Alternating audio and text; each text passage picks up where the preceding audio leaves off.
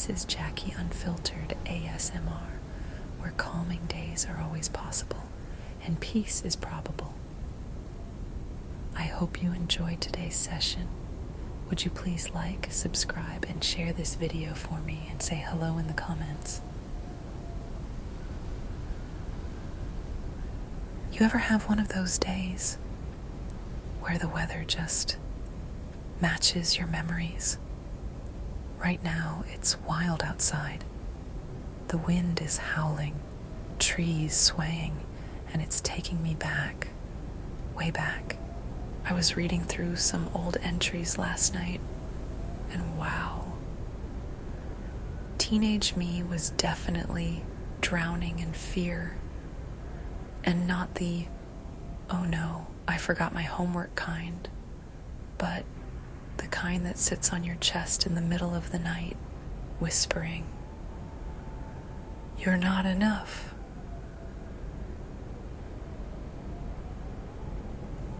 But here's the thing, it didn't start that way. Anxiety doesn't just happen overnight, it creeps in. So let me take you back, way back, to where it all began.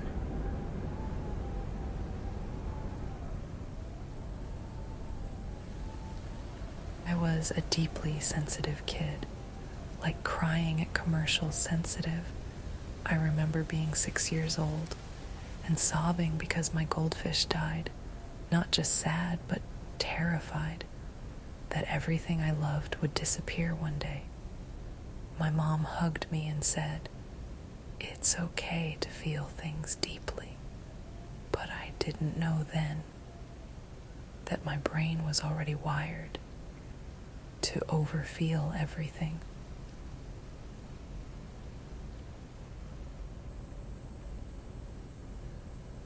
By third grade, I was the kid who triple-checked her homework because what if I missed something?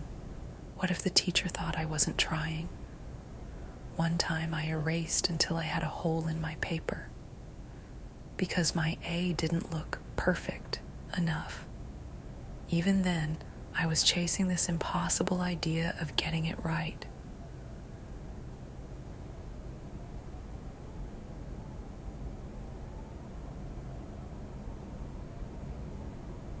And then came middle school. Oh, middle school. If anxiety had a playground, it was there. Suddenly, it wasn't just about grades, it was about friends, about being liked. I'd replay conversations in my head for hours. Did I sound stupid? Did they actually hate me? One day, a group of girls laughed near my locker, and I was convinced it was about me. I ate lunch in the bathroom that day. Turns out they were laughing at something else, but in my mind, it was proof I didn't belong. Then came high school, the pressure cooker. Now, it wasn't just about surviving socially, it was about the future. Every test felt like a verdict. Are you smart enough? Will you even make it to college? I remember sitting at my desk at 2 a.m., staring at a blank essay, my heart pounding like I was running from something. But I didn't even know what. How horrible.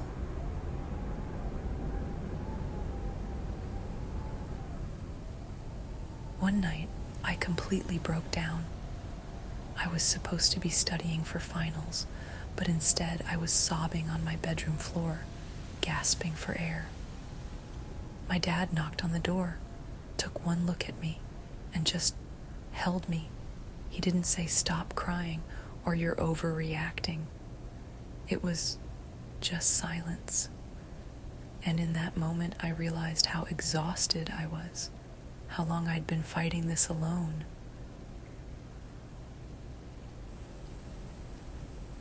That was the first time I admitted out loud, "I think I need help."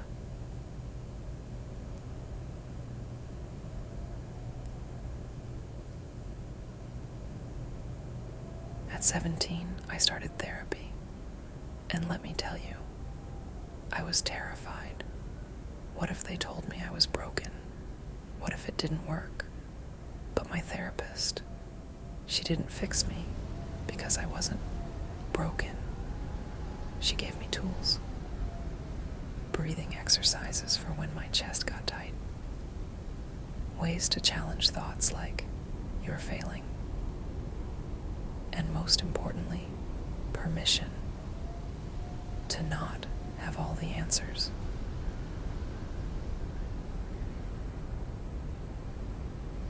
One of my favorite entries is from a few months in.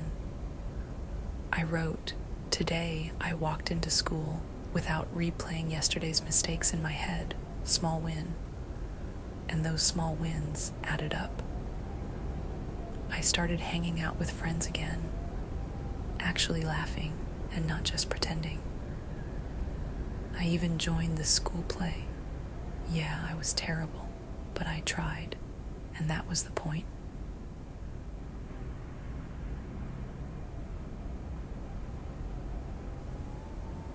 Therapy didn't erase my anxiety. It taught me how to live with it.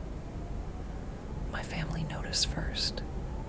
My mom told me, "It's like I'm finally meeting you, the you that was always there but too afraid to come out." And my friends, they said I seemed lighter. Not because life was perfect, but because I wasn't carrying it all alone anymore.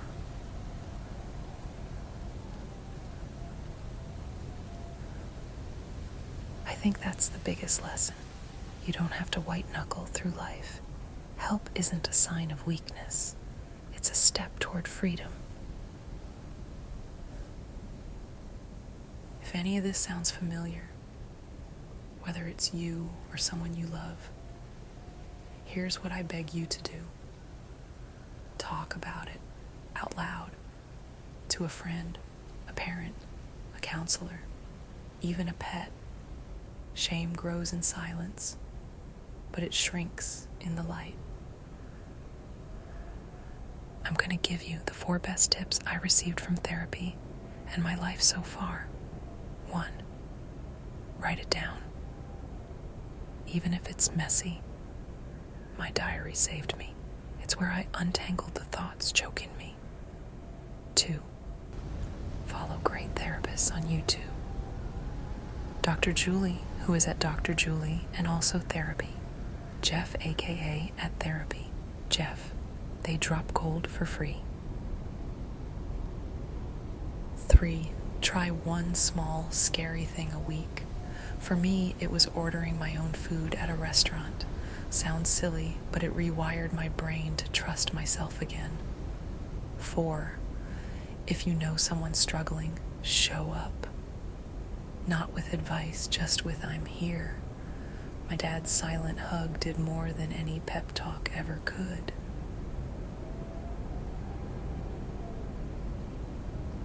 There's one more thing. Don't forget that you are not alone. You may feel like you are. I promise you that so many people will help you. Just reach out.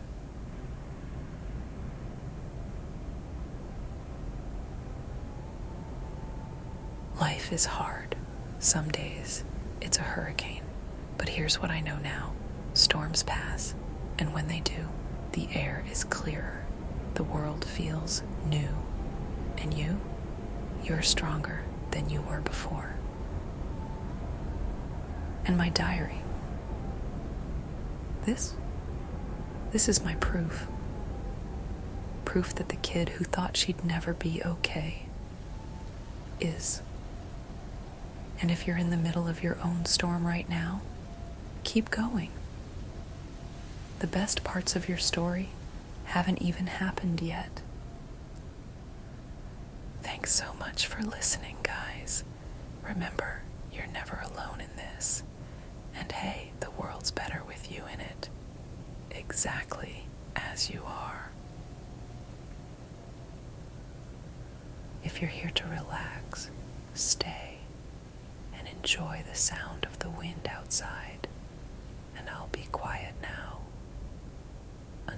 next time.